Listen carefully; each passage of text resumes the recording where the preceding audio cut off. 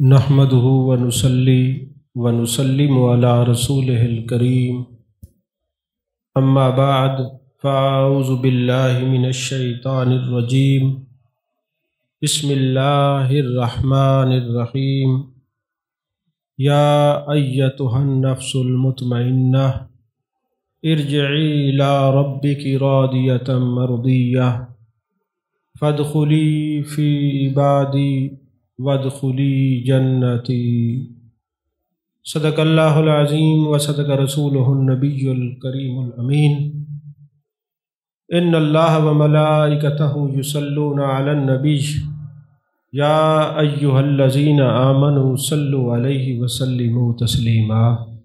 اللہم صلی علی سیدنا و مولانا محمد وعلی آل سیدنا و مولانا محمد وبارک وسلم وصلی علیہ۔ الصلاۃ والسلام علیک یا رسول اللہ، الصلاۃ والسلام علیک یا حبیب اللہ، الصلاۃ والسلام علیک یا نبی اللہ، الصلاۃ والسلام علیک یا خیر خلق اللہ۔ تمام تعریفیں اللہ تبارک و تعالیٰ کے لیے ہیں، جو خالق کائنات بھی ہے، مالک شش جہات بھی، جو احد بھی ہے، صمد بھی ہے، جس کی شان لم یلد بھی ہے ولم یولد بھی۔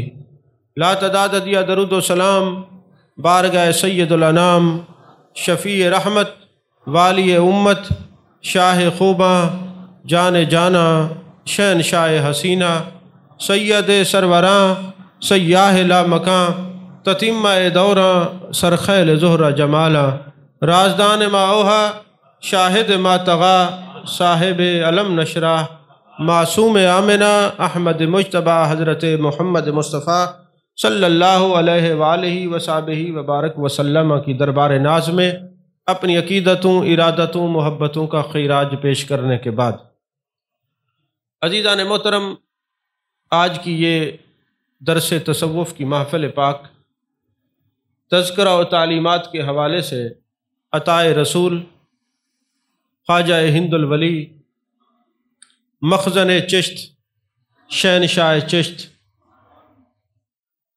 بانی سلسلہ چشتیہ، حضرت خواجہ معین الدین والملت، حضرت خواجہ معین الدین حسن سنجری رحمۃ اللہ علیہ کی یاد کا جلسہ ہے۔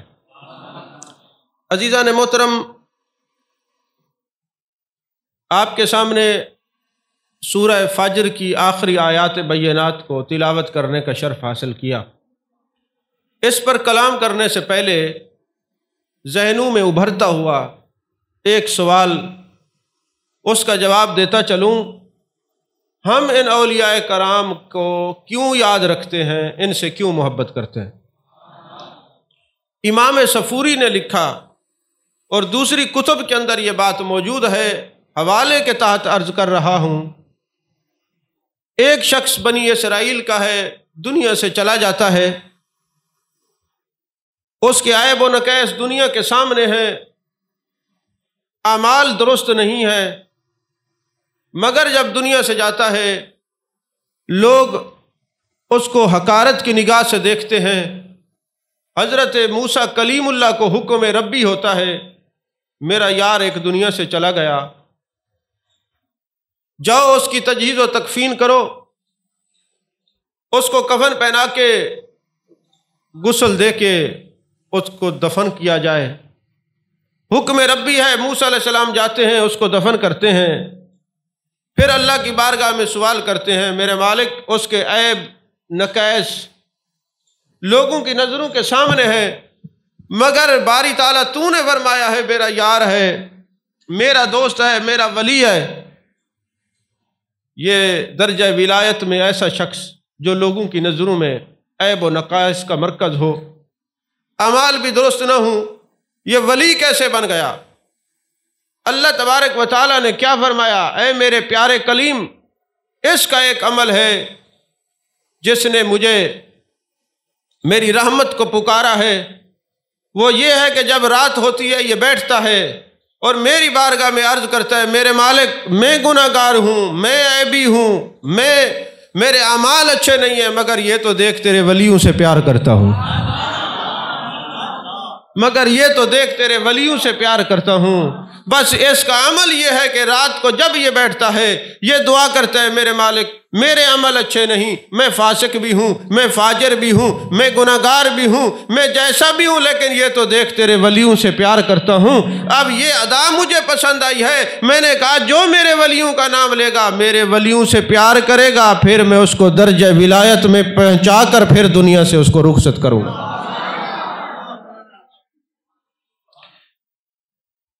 اللہ نے قرآن پاک میں فرمایا یا ایتھا النفس المطمئنہ، ایک ہوتا ہے نفس امارہ، نفس لوامہ، یہ نفوس ہے، خواہشات ہے۔ نفس امارہ برائی کی طرف لے کے جاتا ہے، اور یہ جو نفس مطمئنہ ہے یہ عبادت کرتے کرتے کرتے اطمینان کے اس درجے پر پہنچ جاتا ہے، جیسا کہ مثال دے کے سمجھاؤں، حضرت غوث ثقلین غوث سمدانی پیر ما دستگیر ما حضرت سیدنا شیخ عبد القادر جیلانی رضی اللہ تعالیٰ عنہ ایک بہت بڑے پیر بھی ہیں، عالم بھی ہیں، کامل بھی ہیں، ولی بھی ہیں، مگر تاجر بھی ہیں، تجارت کرتے ہیں۔ کسی نے آ کے بتایا حضور آپ نے جو جہاز منگایا تھا، بیری بیڑا آ رہا تھا، اس میں بڑا سامان تھا، تجارت کا وہ ڈوب گیا، آپ نے آنکھیں بند کیں، فرمایا الحمدللہ۔ تھوڑی دیر کے بعد ایک شخص آیا، حضور جھوٹی خبر تھی، وہ تو بندرگاہ تک سامان بخیر و عافیت پہنچ گیا، آپ نے آنکھیں بند کی، فرمایا الحمدللہ۔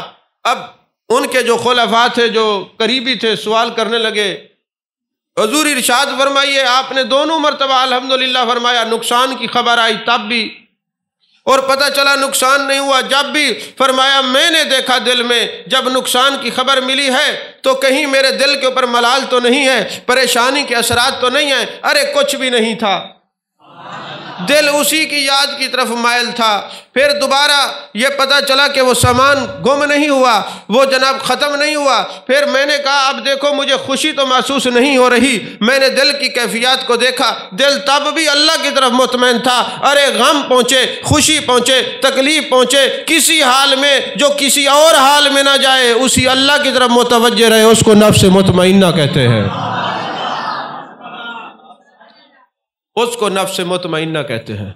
مجھے پتا ہے آپ لوگوں کو سردی لگ رہی ہے، مگر سبحان اللہ کہتے رہیے، سردی اتر جائے گی۔ عزیزان محترم، یہی وجہ ہے جو مہمان آتے ہیں ان کو بھی جوتیاں اتارنے میں کافی پرابلم ہوتی ہے، وہ کافی دیر لگاتے ہیں، اور آپ لوگ بھی دیکھتے ہیں پتہ نہیں کب جوتی اترے اندر آئے اور ہم بھی مطمئن ہو جائیں۔ آپ لوگوں کو ادھر ادھر دیکھنے کی عادت نہ ہو تو کم از کم نفس مطمئنہ پر بھی پہنچ ہی جائے نا۔ یہی ادھر ادھر دیکھنا اور ادھر ادھر کی بے توجہی ہی تو انسان کو خراب کرتی ہے۔ تو عزیزان محترم، نفس مطمئنہ وہ ہوتا ہے جو ہر حال میں اپنے رب کی طرف رہے، جو غم اور خوشی میں چہرے کی اور دل کی کیفیات کو بدلی نہ کرے، وہ نفس مطمئنہ ہوتا ہے۔ نہ ہجر اچھا نہ وصال اچھا، جس حال میں یار رکھے وہی حال اچھا، جو اس حال میں رہے اس کو نفس مطمئنہ کہتے ہیں۔ اللہ فرماتا ہے یا ایتھا النفس المطمئنہ، اے نفس مطمئنہ والی روح، ارجعی الی ربک، اپنے رب کی طرف لوٹا۔ بڑا قرآنی نکتہ ہے، لوگ کہتے ہیں زندوں کے پاس جاؤ تو دنیا سے چلا جائے، ان کے پاس نہ جاؤ، وہ مر گئے ہیں ان کے پاس نہ جاؤ۔ میں نے کہا اگر مر گئے ہیں تو اصول یہ ہے جو سو رہا ہو اس کو سلام نہیں کرنا چاہیے، سوتے ہوئے کو سلام نہیں کرنا چاہیے۔ ہمارے پنجابی میں کہتے ہیں نا، سوئے ہوئے نو سلام کرنا جائز نہیں تے موئے ہوئے نو کتھوں جائز ہے، کوئی نہیں سمجھ آئی۔ تو اگر کوئی سویا ہوا ہو تو سلام نہیں کر سکتے، اگر مر چکا تو السلام علیکم یا اہل القبور کیوں کہتے ہو؟ تو یہ تو حدیث پاک ہے، محبوب نے فرمایا جب تم کسی قبرستان سے گزرو تو کہو السلام علیکم، زور سے بولیے، یا اہل القبور۔ یہ نہ ہو کہ یہ جملہ مجھے آپ کے سامنے کہنا پڑے، ذرا بولتے رہیے۔ تو السلام علیکم یا اہل القبور۔ تو اب جو سو رہا ہے اس کو سلام نہیں کر سکتے، جو مر گیا تو پتہ چلا مرے نہیں، مکان بدلی کیے ہوئے ہیں، یہ جہان بدلی کیے ہوئے ہیں۔ آپ جانتے ہیں ہمارے حضرت اکثر کلام پڑھتے رہتے، فانی جہان ہے، یعنی یہاں پہ ہر چیز کو فنا ہے، مگر جہاں اللہ فرمائے میری طرف لوٹا وہاں تو فنا نہیں، بقا ہی بقا ہے۔ اب تمہیں تو یہ کہنا چاہیے تھا جو دنیا میں آیا وہ مر گیا۔ تصوف اور قرآن کیا کہتا ہے؟ جو یہاں پہ آئے مٹنا تو اس کو چاہیے۔ ارجع الی ربک، جس کو خدا کہے میری طرف لوٹا، وہ مٹا کیسے ہے؟ آپ سمجھے نہیں ہے؟ وہ مٹا کیسے ہے؟ تو جس کو رب ہی بلا رہے ارجع الی ربک، میری طرف لوٹا، جو رب کی طرف لوٹتے نہیں ہیں وہ لوٹتے ہیں، وہ مٹتے نہیں ہیں، قیامت تک زندہ رہتے ہیں۔ یہی وجہ ہے کہ محبوب علیہ السلام نے فرمایا تمہیں پہلے منع کیا تھا کنت نہیتکم عن زیارت القبور الا فزورها، اب تمہیں حکم دیتا ہوں جایا کرو، کیونکہ ارجع الی ربک مسلمانوں کو کہا جائے گا، مومنوں کو کہا جائے گا، دوسروں کو نہیں۔ جو مشرکین تھے جنت البقیع میں ان کی قبروں کو مسمار کرنے کا حکم تھا، اب چونکہ یہ نفس مطمئنہ والے چلے گئے ہیں جن کو وہ کہے میری طرف لوٹو، وہ مٹتے نہیں، ان کے پاس جایا کرو۔ الا فزورها، الا فزورها، تمہیں اب کہتا ہوں ضرور جایا کرو۔ سمجھ شریف میں آ رہی ہے بات کہ نہیں آ رہی؟ فرمایا جایا کرو، فرمایا ارجع الی ربک راضیۃ مرضیہ، اب ایسے نہیں آنا اپنے رب کی طرف کہ ایسے اٹھ کے آ جانا، نہیں نہیں، ایسے آنا ہے کہ تم اپنے رب سے راضی، تمہارا رب تم سے راضی۔ کیسا مقام ہے نفس مطمئنہ والوں کا کہ اللہ ان سے راضی، فرما رہے تم مجھ سے راضی، ہم تم سے راضی۔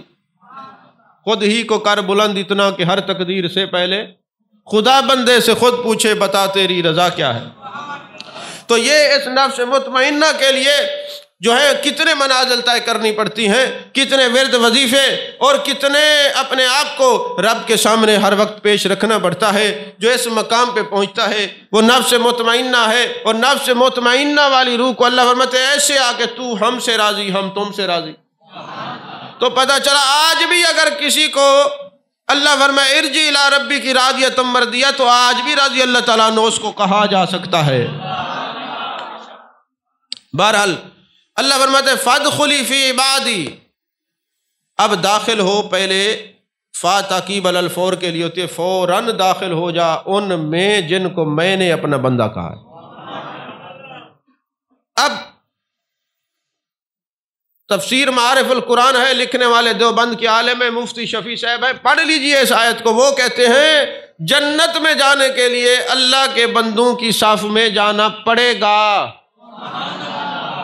توجہ نہیں فرمائی آپ حضرات نے؟ اب یہ کہتے ہیں ہم نے ولیوں کی صف میں نہیں جانا، اللہ فرمائے گا جنت میں جانے کے لیے پہلے ولیوں کی صف میں جاؤ۔ فادخلی فی عبادی، پہلے ان کی صف میں جاؤ جن کو میں نے اپنا بندہ کہا ہے، وادخلی جنتی، پھر جنت تمہاری ہے، پھر جنت میں داخلہ تمہارا ہے، پہلے میرے ولیوں کی صف میں ہو، ان کی جماعت میں داخل ہو۔ ارے جو یہاں پہ انکار کرے گا وہاں کیسے ان کی جماعت میں جائے گا، پھر جنت میں جائے گا؟ جنت میں جانے کے لیے ولیوں کی جماعت میں جانا قرآن بتا رہا ہے۔ فادخلی فی عبادی وادخلی جنتی، اور جن کا ہم ذکر کر رہے ہیں ان کو خواجہ معین الدین چشتی اجمیری کہتے ہیں، نام حسن ہے، حسنی حسینی سید ہے، ابا کا نام غیاث الدین ہے۔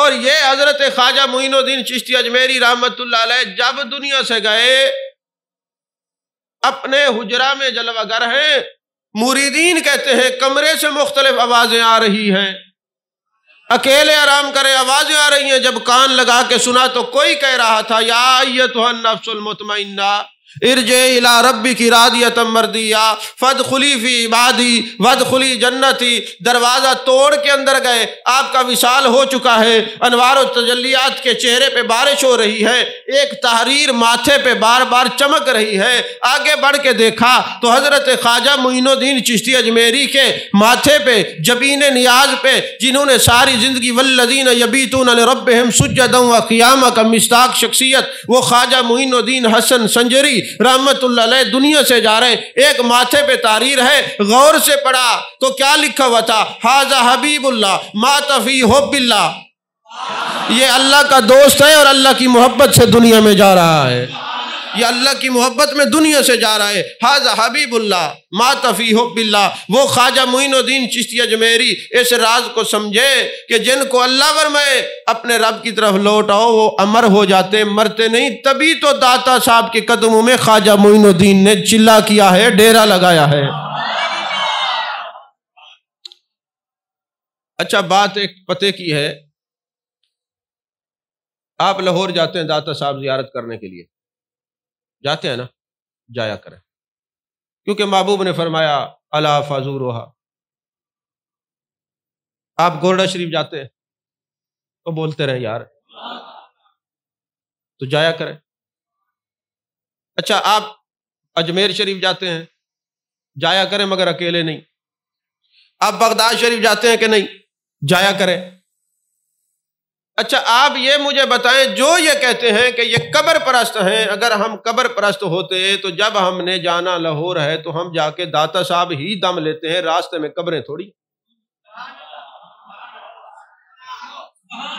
کوئی سمجھ نہیں آئی۔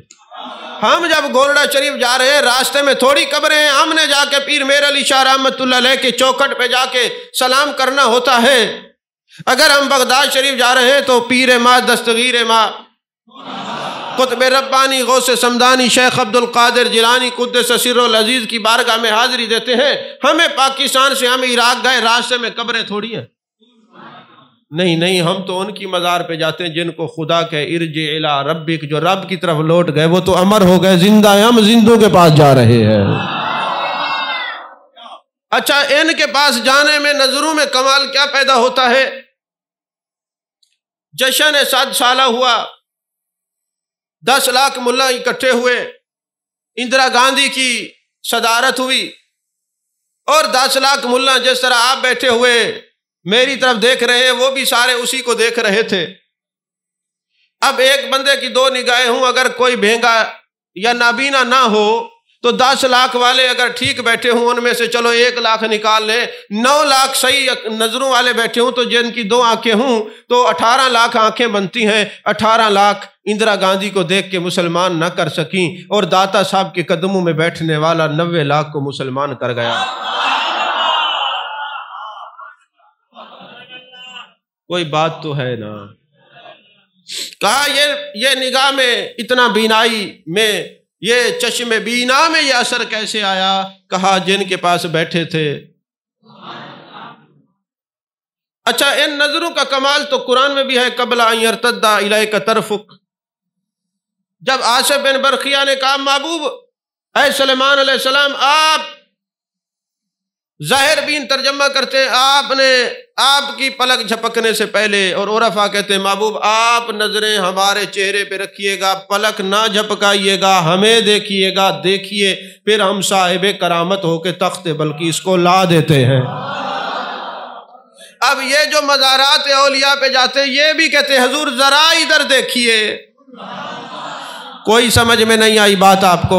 کہا یہ جو اللہ کے ولی ہوتے ہیں ان کو لوگ دیکھتے کیوں رہتے ہیں؟ کہتے ہیں انہوں نے ان کے چہرے کو ان آنکھوں نے دیکھا ہے جو اس کو دیکھتے ہیں، تو جب ان نظروں سے ان کو دیکھا جائے تو پھر دنیا اس چہرے کو تکتی رہتی ہے، پتہ نہیں کتنے سلسلے کے بزرگوں نے ان کو دیکھا ہوگا۔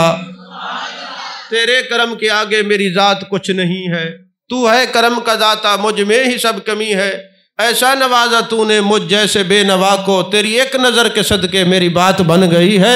ارے یہ نظر جب پڑتی ہے تو پھر کمال پیدا کر دیتی ہے۔ آپ کہیں گے ہم پر نظر کیوں نہیں پڑتی؟ تو میں کہوں گا جب بارش ہوتی ہے برتن سیدھا ہوگا تو کچھ آئے گا، جب برتن ہی الٹا ہوگا تو کیا ٹھہرے گا؟ نظر کو پانے کے لیے اور کچھ نہیں تو دل کی زمین کو مزکا مصفا کر کے دل کے پیالے کو صاف کر کے پیش کرو، جب نظر پڑے گی تو پھر علم لادنی کے خزانے نصیب ہو جائیں گے۔ تو یہ اللہ کے ولیوں کے پاس صرف ایک نظر کو پانے کے لیے۔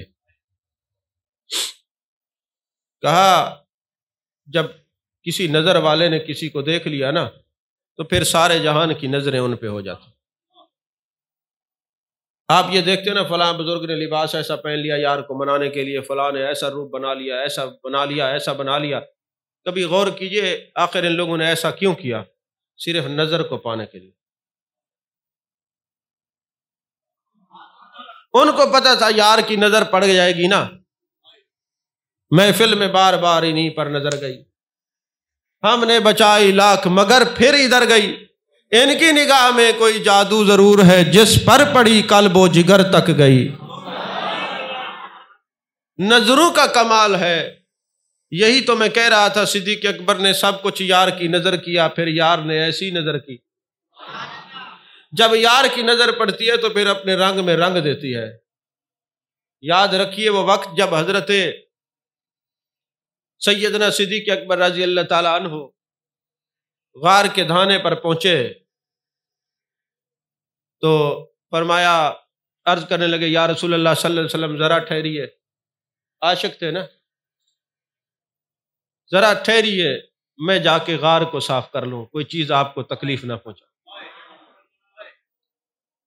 عاشق تھے نا، عاشق یہ کہتا ہے میرے یار کو کوئی تکلیف نہ ہو، اور جو کسی کو مانے بھی صحیح پھر اس کو تکلیف کہے تو اس عاشقی پہ بھی لعنت ہے۔ عشق تو وہ ہوتا ہے جو تکلیف سے بچاتا ہے، جو تکلیف دے وہ عشق نہیں، وہ جھوٹی محبت ہے، وہ قذاب ہے، قذاب پہ ویسے لعنت پڑتی ہے، اور جس پہ لعنت پڑے تو رحمت کے دروازے ویسے ہی بند ہوتے ہیں، رحمت کے دروازے تب کھلتے ہیں جب لعنت نہ ہو۔ حضرت صدیق اکبر نے بتایا عشق کیا ہوتا ہے، عرض کی حضور آپ ٹھہریے میں ذرا غار کو صاف کرتا ہوں۔ محبوب ٹھہرے، صدیق اکبر اندر گئے، غار کو صاف کیا۔ غار میں پہلے صدیق گئے ہیں، پھر عرض کرنے لگے حضور تشریف لائیے۔ محبوب نے فرمایا جو ہم سے وفا کرتا ہے ہم بھی وفا کرتے ہیں، تم غار میں پہلے گئے ہو، ہم مزار میں پہلے جائیں گے، تم غار میں جا کے ہمیں آواز دے رہے ہو، ہم مزار میں پہلے جا کے تمہیں آواز دیں گے۔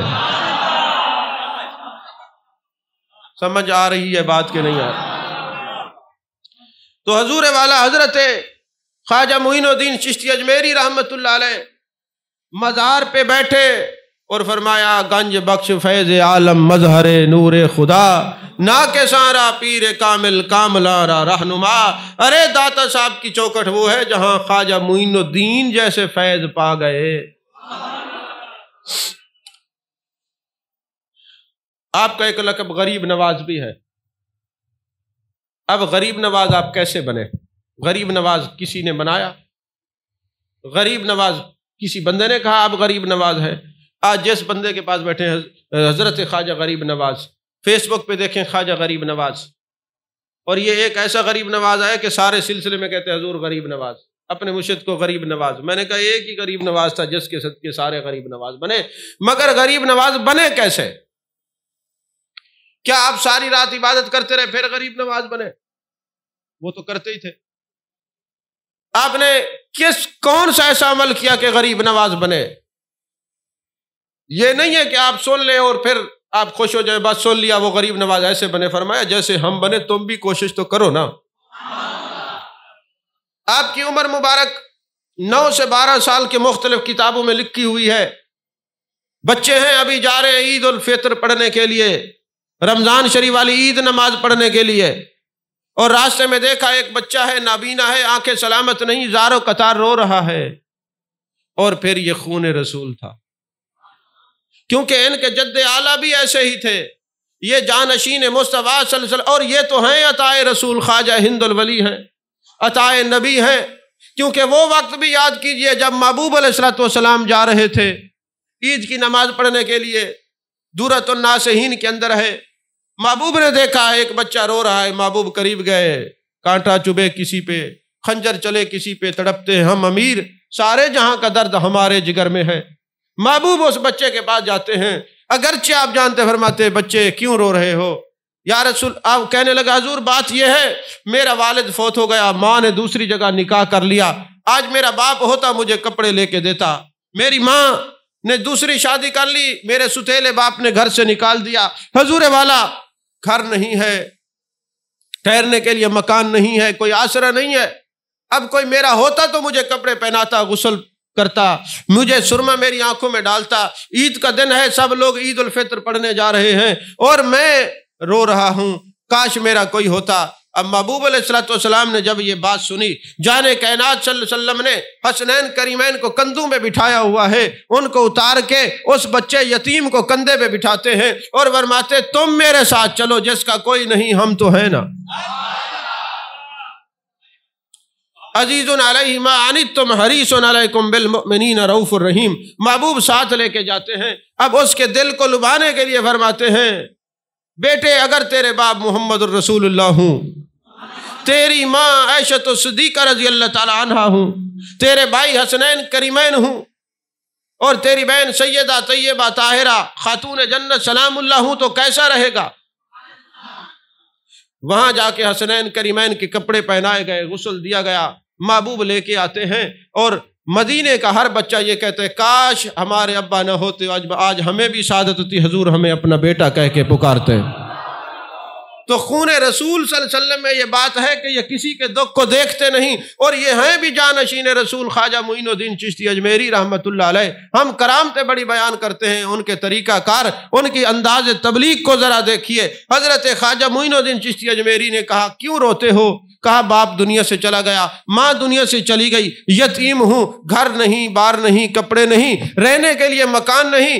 آج میری ماں ہوتی مجھے ماں کا پیار ملتا، میرا باپ ہوتا مجھے باپ کا پیار ملتا، میرے بھائی ہوتے مجھے بھائی کا پیار ملتا۔ پریشان ہوں، اور پھر آنکھیں بھی سلامت رہی ہیں۔ حضرت خواجہ معین الدین چشتی اجمیری رحمۃ اللہ علیہ نے ہاتھ پکڑا اور گھر لے آئے۔ ماں نے پوچھا بیٹا حسن کس کو لائے ہو؟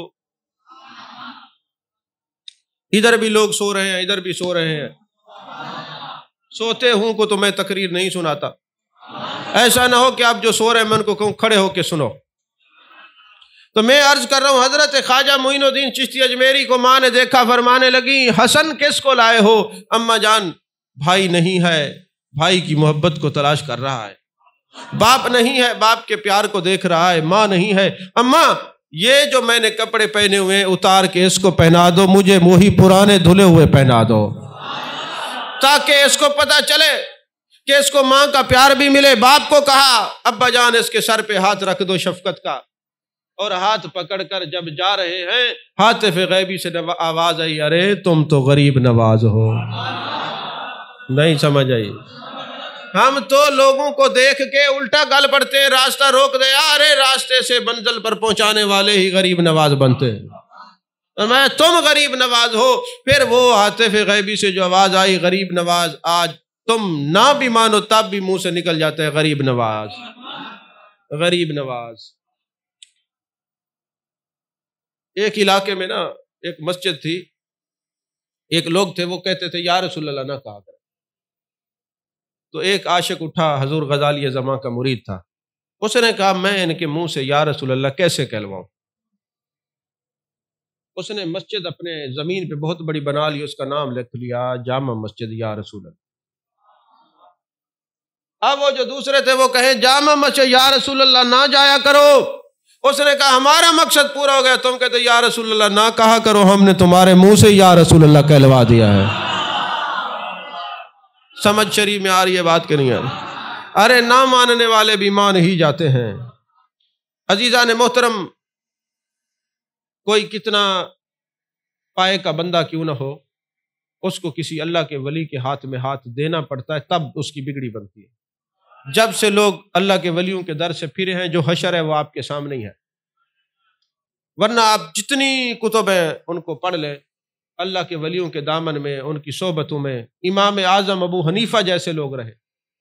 فرماتے امام جعفر صادق کی مجلس میں مجھے جو 2 سال نصیب ہوئے ہیں یہ میری زندگی، تو یہ لوگ ان کے خدمتوں میں رہے، نسبتوں میں رہے۔ تو حضرت خواجہ معین الدین چشتی اجمیری رحمۃ اللہ علیہ، حضرت خواجہ عثمان ہارون علاقہ ان کے ہاتھ پر بیعت ہوئی، اور بیعت ہونے کے بعد یہ یاد رکھیے، خلافتیں تو آج کل عام مل رہی ہیں، جب تک کوئی بندہ اپنے مرشد کے ساتھ سفر میں نہ رہے، حضر میں نہ رہے، ان کی تعلیمات کو نہ دیکھے، وہ کامل نہیں ہو سکتا، ناقص ہی رہے گا۔ اپنے شیخ کے ساتھ دورے کرنے پڑتے ہیں، رہنا پڑتا ہے، پھر دیکھنا پڑتا ہے کہ وہ بولتے کیسے ہیں، اٹھتے کیسے ہیں، ملتے کیسے ہیں، ان کا طریقہ کار کیا ہے، ان کا انداز گفتگو کیا ہے، معاملات کیا ہے۔ یہاں تو اگر کسی کو پتہ چل جائے کہ شیخ نے بلایا ہے تو سیدھا 105 پہ بخار ہو جاتا ہے۔ اس بلاوے کو ذرا قرآن سے سمجھیے کہ بلاوے کی اہمیت کیا ہے۔ قرآن میں اللہ نے فرمایا یا ایھا الذین آمنوا استجیبوا للہ وللرسول اذا دعاکم لما یحییکم، اے ایمان والو جب اللہ اور اس کا رسول بلائے تو فوراً آ جایا کرو جو کچھ بھی کر رہے ہو۔ بلاوا، صرف بلاوے کی اہمیت کو دیکھیے۔ حضرت سعید بن معلہ نماز پڑھ رہے ہیں، محبوب نے آواز دی، حضرت سعید نہیں آئے، قرآن پہلے آ گیا، فرمایا عبادت میری ہے، بلاوا مصطفیٰ کا ہے، بلاوے میں عزت ہوتی ہے، جو یار کے بلاوے پہ لبیک نہیں کہتا اس نے یار کی عزت نہیں کی، عبادت چھوڑ دو، پہلے میرے یار کی عزت کرو۔ سمجھے ذرا تصوف کی روشنی میں، جس کو شیخ بلائے، جس کو یار بلائے، وہ کہے میں نہیں آتا، ابھی اس کو تصوف کی تے کی بھی ہوا نہیں لگی۔ یہاں تو یہ ہے، فرمایا جو کچھ بھی کر رہے ہو فوراً آؤ۔ اور حضرت ابی بن کعب فرمایا محبوب علیہ السلام نے بلایا، فرمایا آ جاؤ، تو لیٹ ہو گئے۔ محبوب نے فرمایا تم نے قرآن نہیں پڑھا؟ اللہ نے قرآن میں کیا فرمایا؟ یا ایھا الذین آمنوا استجیبوا للہ وللرسول اذا دعاکم لما یحییکم، جب اللہ اور اس کا رسول بلائے فوراً آ جاؤ، بلاوے کی بات ہو رہی ہے۔ تو اب حضور والا حضرت حنظلہ، شادی ہوتی ہے، غسل واجب ہے، غسل کرنا ہے، فوراً جنگ کا حکم ملا، جنگ پہ جائیے۔ گھر والی سے پوچھتے ہیں کیا کرنا چاہیے، فرمایا قرآن نہیں ہے، فوراً آ جاؤ۔ غسل کرنے میں ٹائم مت ضائع کیجیے، جائیے در رسول صلی اللہ علیہ وسلم پر، جنگ میں جاتے ہیں، شہید ہو جاتے ہیں، سب کے جسم کے وہ شہداء کے اجسام اکٹھے ہوتے ہیں، حضرت حنظلہ کا جسم نظر نہیں آتا۔ صحابہ عرض کرتے یا رسول اللہ سب کو ہم نے پا لیا، حضرت حنظلہ نظر نہیں آ رہے۔ فرمایا فرشتے اٹھا کے جنت میں غسل دینے کے لیے گئے ہیں، کیونکہ بلاوے پہ عمل کیا، یار نے بلایا فوراً آ گئے۔ تو بلاوے پر جو حاضر ہوتے ہیں بنتے وہی کچھ ہیں۔ اب ہمارے پاس لوگ آتے ہیں، ہم بڑے بڑے ولیوں کے پاس گئے، ہمیں کچھ نہیں ملا، میں پوچھتا ہوں کیا لینے گئے تھے؟ تو جب تمہیں نہیں پتا کیا لینا ہے تو ملے گا کیا؟ تم تو اپنی مراد کے لیے گئے تھے، کچھ لینے کے لیے گئے تھے۔ صدیق سچا مرید تھا، سب کچھ لٹانے کے لیے گیا تھا۔ سمجھ میں آ رہی ہے بات کہ نہیں آ رہی؟ جنہوں نے سب کچھ یار پہ لٹایا انہوں نے کچھ پایا ہے، جو لوٹنے کے لیے گئے ان کو ملا کچھ بھی نہیں ہے۔ لوٹنے والے مرید کون سے ہوتے ہیں؟ جو اپنی مراد کے مرید ہوتے ہیں۔ لٹانے والے کیا ہوتے ہیں؟ جو اپنے شیخ کے مرید ہوتے ہیں۔ تو عزیزان محترم، مرشد نے کہا چلیے، آپ تو کہتے ہیں میرے دل میں پہلے ہی تھا میرے شیخ مجھے اپنے ساتھ رکھے۔ اب فرمایا سب سے پہلے حرم شریف کا سفر، حرمین کا سفر اختیار کرتے ہیں۔ حضرت خواجہ معین الدین چشتی اجمیری رحمۃ اللہ علیہ چشتیہ کے اندر آج بھی نہ گرم پانی سے وضو کرتے ہیں۔ حکمت بعد میں بتاؤں گا، ابھی نہیں، لیکن گرم پانی سے وضو کرتے ہیں۔ اب آپ نے بھی ڈیوٹی لگا دی اپنی کہ میں نے ہی اپنے شیخ کو تہجد کے وقت وضو کروانا ہے۔ اب حضرت خواجہ معین الدین چشتی اجمیری رحمۃ اللہ علیہ اپنے شیخ کو وضو کرواتے ہیں۔ اسی سے ملتا جلتا واقعہ کشف المحجوب میں بھی ہے۔ داتا سے فرماتے ایک دن میں اپنے مرشد کو وضو کروا رہا تھا تو دل میں خیال آیا بھئی بندے تو سارے اللہ کے ہیں، یہ پیر بنانے کی کیا ضرورت ہے؟ اب دیکھیں خدمت کرنی پڑتی ہے۔ جیسے میں یہ وضو کروا رہا ہوں، پانی بھی ڈال رہا ہوں، سوچ رہا ہوں، شیخ نے مجھے دیکھا، مسکرائے، فرمایا اللہ نے اسباب پر دنیا بنائی ہے۔ کوئی سمجھ نہیں۔ داتا صاحب کہتے ہیں میں نے دل سے یہ بات نکال دی کہ کچھ بننے کے لیے ان کی بارگاہ میں جانا پڑتا ہے جو کچھ بناتے ہیں۔ نہیں سمجھ آئی؟ ان کی خدمت میں جانا پڑتا ہے جو کچھ بناتے ہیں۔ تو اب خواجہ معین الدین چشتی اجمیری رحمۃ اللہ علیہ وضو کرواتے ہیں شیخ کو۔ اب عمل یہ ہے کہ پتہ نہیں کس وقت وہ فرما دیں آؤ مجھے وضو کرواؤ، تو انگیٹھی میں ہر وقت آگ جلا کے رکھتے۔ دوران سفر انگیٹھی سر پہ رکھی ہے، زلفیں ہیں، اندھیری چلتی ہے، انگارے انگیٹھی سے نکلتے ہیں، آپ کے بال مبارک جل جاتے ہیں۔ شیخ نے پوچھا معین الدین کسی چیز کے جلنے کی بو آ رہی ہے؟ ہمارا مرید ہوتا تو گالی پڑ جاتا، ہو سکتا ہے وہیں سے کہہ جاتا بھئی ہم نے اپنا سر جلوا لیا، آپ کو پتہ ہی نہیں۔ عموماً تو یہ نوبت ہی نہیں آئے گی، لیکن حضرت خواجہ معین الدین چشتی اجمیری رحمۃ اللہ علیہ نے کہا حضور محسوس تو مجھے بھی ہو رہا ہے، پتہ نہیں کس چیز کے جلنے کی بو آ رہی ہے۔ شیخ نے جب دیکھا کہ آپ کے سر مقدسہ پر انگارے گرے ہیں، فرمایا انگیٹھی رکھ دو، سینے سے لگایا۔ ابھی مدینہ نہیں پہنچے، حرمین شریفین تک نہیں پہنچے، مرشد نے سینے سے لگایا، جو کچھ سینے کے اندر علوم و عرفان تھے عطا کر دی۔ اب مکے پہنچے ہیں، عبادت کرتے ہیں، قرآن مجید کو پڑھتے ہیں، ایک ایک قرآن، دو قرآن 24 گھنٹے میں ختم کرتے ہیں۔ مکہ شریف کے اندر نوافل پڑھ رہے ہیں، ہاتف غیبی سے آواز آئی معین الدین ہم نے تمہاری عبادت کو قبول کیا، قیامت تک جو تمہارے سلسلہ چشتیہ میں بیعت ہوگا وہ جنت ہی ہوگا۔ اب پھر مدینہ جاتے ہیں محبوب علیہ الصلوۃ والسلام کی بارگاہ میں، تو حضرت خواجہ عثمان ہارونی اور ہارونی دونوں لفظ ٹھیک ہیں، بارگاہ رسالت مآب صلی اللہ علیہ وسلم میں عرض کرتے یا رسول اللہ صلی اللہ علیہ وسلم یہ میرا دوست حسن ہے۔ آپ کو پتہ ہے انہوں نے دوست کا لفظ کیوں بولا، مرید کیوں نہیں کہا؟ وہ لوگ عاجزی کے پیکر تھے، وہ کسی کو مرید نہیں سمجھتے تھے، کہتے ہم اگر مرید سمجھے تو ہم کہیں ہم پیر ہیں، ہم پیر نہیں، ہم تو عاجز ہیں۔ وہ بیعت بھی اس لیے کرتے تھے کہ کسی مغفور کے ہاتھ میں ہاتھ آ جائے گا تو سب کی بخشش ہو جائے گی، کیونکہ اصل صوفی تھے نا، وہ اپنی خدمت پر معمور نہیں کرتے تھے، ہاتھ پکڑ کر در مصطفیٰ تک پہنچا دیتے تھے صلی اللہ علیہ وسلم۔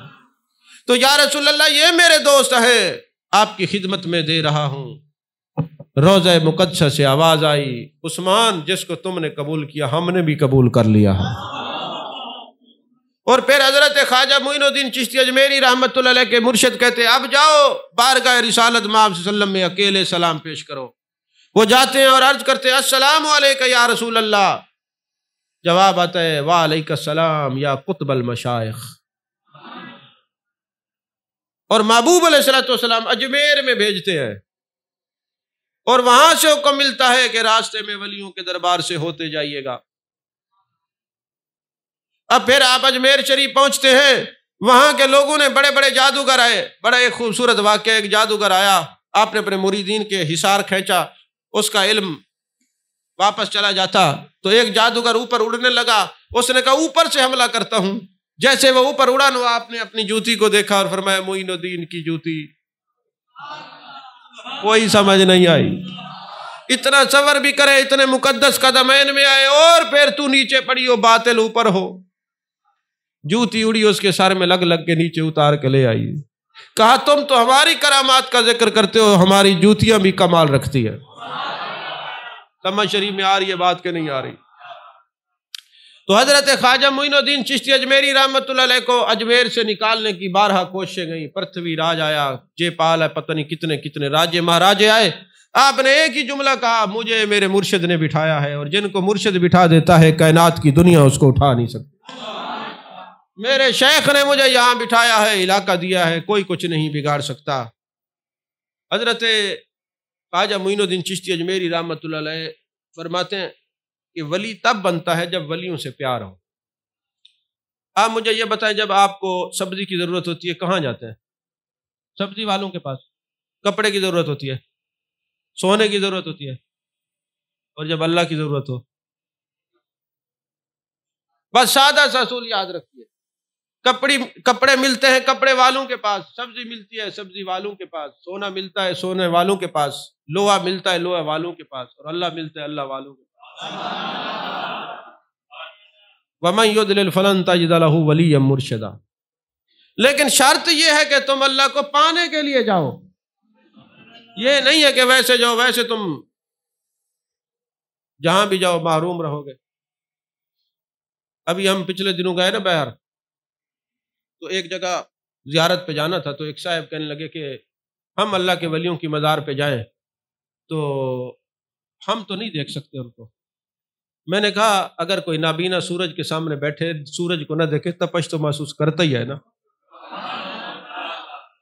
تو اولیاء کی بارگاہ میں جب چلے جاؤ فیض محسوس ہوتا ہے، اگر نہیں تو تجربہ کر کے دیکھنا، باوضو ہو کے کسی ولی کے مزار پہ حاضری دینا، باہر نکل کے مجھے بتانا سکون ملا کہ نہیں ملا، یہ توجہ کی ہے تو سکون ملا ہے۔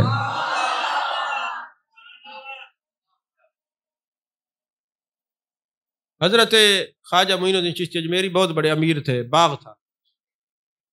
ایک مرتبہ ایسا ہوا کہ باغ کے اندر نا آپ جلوہ گر تھے تو ایک مجذوب آ گیا۔ کسی چودھری صاحب کا، ملک صاحب کا، خان صاحب کا باغ ہوتا تو بگا دیتے کہ کہاں آ گیا، کس سے پوچھا، مگر وہ خواجہ معین الدین تھے۔ ادب سے بٹھایا، کہا پتہ نہیں کس روپ میں وہ مل جائے، پتہ نہیں کس کے خدمت کرنے سے مل جائے، کیونکہ حدیث پاک ہے یہ جو مخلوق ہے نا یہ اللہ کا کنبہ ہے، تو جو اس کی خدمت کرتا ہے وہ راضی ہوتا ہے۔ تو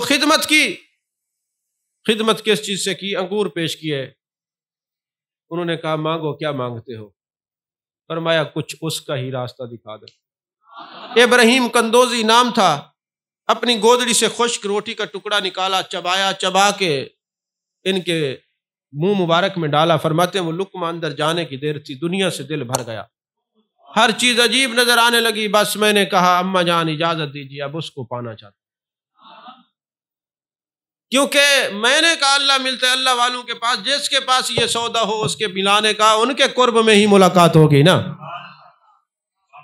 ایک تصوف کی کتاب میں پڑھ رہا تھا کہ موسیٰ علیہ السلام کو ابن عربی نے لکھا ہے اللہ نے یہ کیوں فرمایا کہ کوہ طور پہ جاؤ وہاں پہ زیارت ہوگی، وہ تو ہر جگہ پہ قادر ہے، جہاں چاہے ایک تجلی عطا فرما دیتا، کوہ طور پہ کیوں؟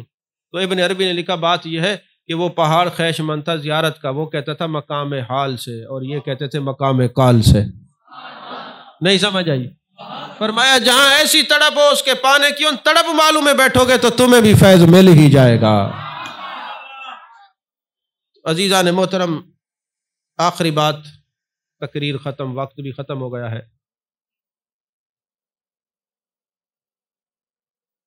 ایک مرتبہ ایسا ہوا، شخص آیا آپ کی خدمت میں اور اس نے بڑے بڑے ورد وظیفے کر کے صاحب کشف ہو گیا تھا۔ جو بندہ اپنے نفس کی مخالفت کرتا ہے نا، اس کو یہ مقام ملتا ہے کہ وہ صاحب کشف ہوتا ہے، حجابات اٹھتے ہیں۔ جب آپ کے سامنے بیٹھا نا تو کہتے ہیں حضور آپ کے دل کے اوپر نا ایک مجھے کالا نشان دیکھ رہا ہوں۔ آپ نے فرمایا کلمہ پڑھ لو۔ اب پتہ نہیں آپ کتنے لوگ اس بات کو سمجھیں، کلمہ پڑھ لو۔ اس نے کہا حضور نشان آپ کے دل پہ ہے، کلمہ میں پڑھ لوں؟ فرمایا پڑھ لو۔ اس نے کلمہ پڑھا، دل سے نشان ہٹ گیا۔ عرض کرنے لگا غریب نواز، نشان آپ کے دل پہ نظر آیا، کالا نشان تھا، کلمہ پڑھا، اب نشان غائب ہو گیا۔ فرمایا ولی جو ہوتا ہے شیشے کی مانند ہوتا ہے، جب اس کو دیکھو نا تو اپنی کالک ان کے جسم سے نظر آتی ہے۔ نہیں سمجھے؟ یہ اعتراض کرنے والے اپنے مرشد پر، شیخ پر، یہ ان کا اپنا ہی مقالہ ہوتا ہے، ان کی اپنی کالک ہوتی ہے جو وہ اولیاء کرام پہ اعتراضات کرتے ہوئے نظر آتے ہیں۔ ان کے دامن میں بیٹھ کے کلمہ پڑھ کے مسلمان ہو جائیں تو کوئی اعتراض ختم نہیں ہوگی۔ پتہ چلا کہ ابھی تک تو وہ اس درجے تک نہیں پہنچے، تو نشان یہ سیاہی کیسے دور ہوگی؟ سیاہی کو دور کرنے کے لیے ولی کے سامنے بیٹھو۔ اگر تمہیں ان کو دیکھتے ہی دل میں محبت رسول پیدا ہو جائے تو سمجھ لو اس آئینے میں تمہاری تصویر واضح ہے۔ اگر کچھ گڑبڑ ہے تو ابھی کلمہ پڑھنے کی ضرورت ہے تاکہ تصویر دھندلی سے واضح ہو جائے۔ میں نے یہ بہت کچھ کہا ہے، کاش کہ تیرے دل میں اتر جائے میری بات۔ اللہ تعالی ہم سب کو حضرات اولیاء کرام کا فیض پانے کی توفیق عطا فرمائے۔ آمین وآخر دعوانا الحمدللہ رب العالمین۔